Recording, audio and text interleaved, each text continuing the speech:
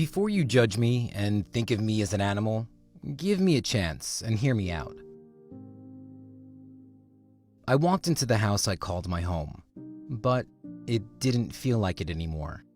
It was pitch dark in there except for some light coming from the kitchen. I walked over to find my wife sitting at the kitchen table with a bottle of beer with the labels all scratched off and scattered around the bottle. She couldn't even look at me. I stood there for a few minutes just staring at her, my high school sweetheart, my soulmate, the mother of my child, my first love and only love, and said to her, I want a divorce. Hello? Hey, sis.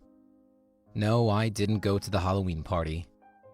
I know it was the party of the century. I just got off my shift at McDonald's and I'm utterly exhausted.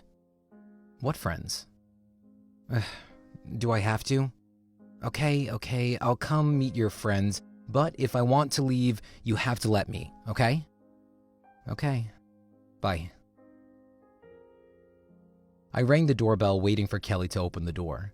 I've been standing all day. I can't wait to get a beer and just sit. She opened the door and flung herself at me, giving me a big hug. I'm so excited to see you, she said. I smiled and I walked away. She's always being such a sweetheart. That's why I can never say no to her.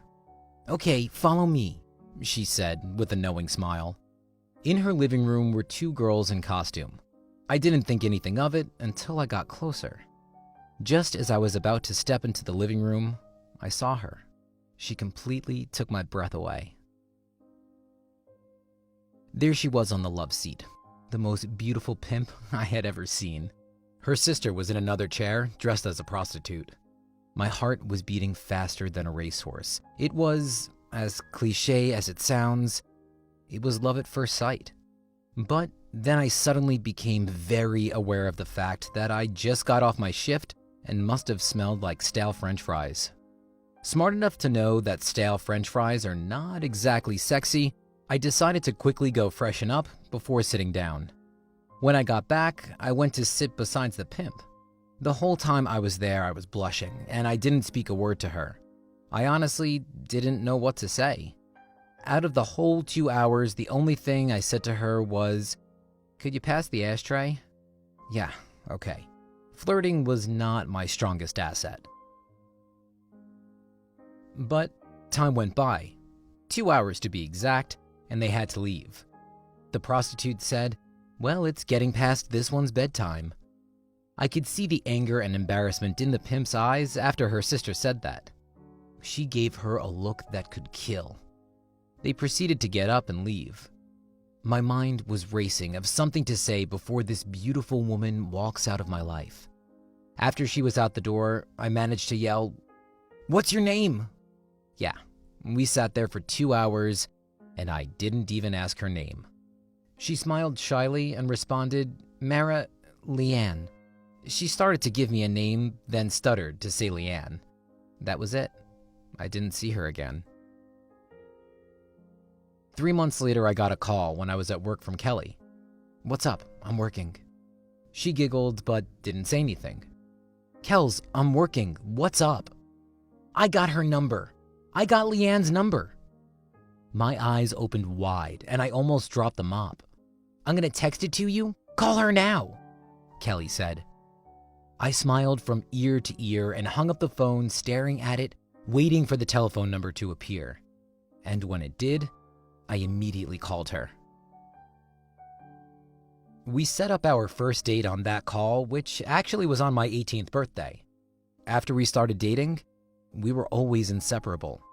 Even though she lived 30 minutes away, I didn't care. I would go see her any chance I could get. What made this love story even more romantic was that we were each other's first. I knew I wanted to give all of myself to her, and she felt the same way. Everything was always perfect. We were the happiest we could ever be. It was like a fairy tale story come true. 1 year after that, I sent her a website I had built for her. On it was our favorite picture of us sitting together, and there was a speech bubble coming out of my mouth that asks her, "Will you marry me?" She was so happy and said yes. I was on cloud 9. 1 year after that, our daughter was born. I have to tell you, that was absolutely the best thing that has ever happened to me. And then, 5 months later, I finally married her, the girl of my dreams. Now, as much as we wanted to be, and as much as I had believed mine was, life definitely isn't a fairy tale. Years went by and we were a happy little family, but about 10 years after our happily ever after, we hit a rough patch. A really rough patch. 10 years was a long time, and after a while, marriage takes its toll on you. We were fighting on a daily basis. After a while, I started to have doubts. The love we had just didn't feel like it was there anymore, so I started to doubt if I even still wanted to be in this relationship anymore. Things were really tough. Now, my wife isn't a typical woman. I don't say that to be insulting, but she just doesn't get mad at normal things that other women do. Way back when we first started dating, she said to me, "I'm giving you a get-out-of-jail-free card, a hall pass if you will." She said, "If you are ever feeling any doubt, you can just use it to make sure being with me is what you truly want." In the 10 years we were together, it never once crossed my mind to use it. Until we had our rough patch. One day, I decided I would take her up on her offer to see if being with her was what I truly wanted. We had just finished cleaning up the apartment and we were getting ready for bed. She was reading when I said, "I need to talk to you." She closed her book and looked at me. "Remember the get-out-of-jail-free card you offered me years ago?" I asked her. She pressed her lips together and said, "Uh-huh. Well, I would like to take you up on that offer. Of course, I will tell you with whom I will use it with, where I will be, and when it will be. I don't want to hide anything from you. I respect you so much." She paused and pressed her lips together again and managed to pull together a forced smile and said, "Okay, I understand." I met this girl on Tinder, and when we agreed to meet up, I told my wife everything I promised her I would. She was an emotional wreck, but she did her best to hide it from me and didn't once try to hold me back. When the day came, I think it was one of the toughest things she ever had to go through. I drove an hour to meet this girl, and yeah, we had a fun weekend. Up until that point, I had only been with my wife, so it was exciting to be with someone different. I'm not gonna lie, I did feel a slight connection with this girl. Nothing like when I first met my wife, but there was definitely something there.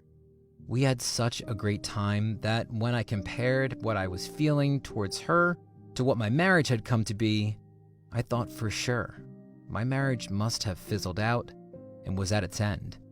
I thought maybe it was time for a new relationship. So when I got back home to see my wife sitting there waiting for me, I had to tell her.